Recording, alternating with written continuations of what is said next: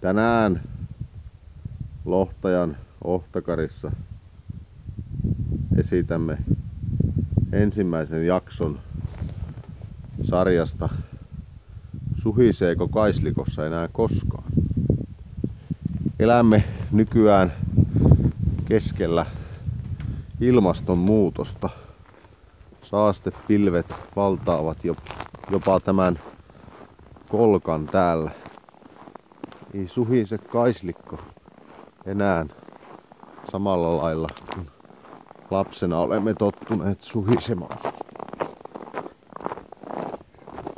Saasteet tuhoavat ympäristöä ympäri maailmaa. Ihmiset ajavat autoillaan eestakaisin vailla mitään päämäärää.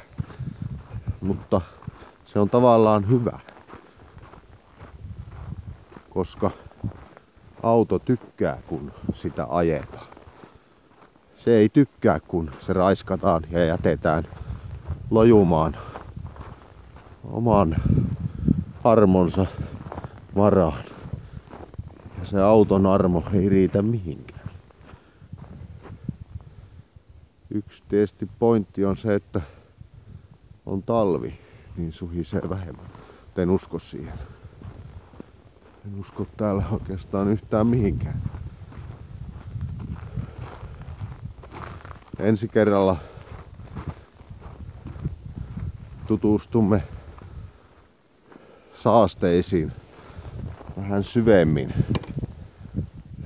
Aurinko nousee ehkä tuolta näihin tunnelmiin. Kuulemiin. Vox kuittaa.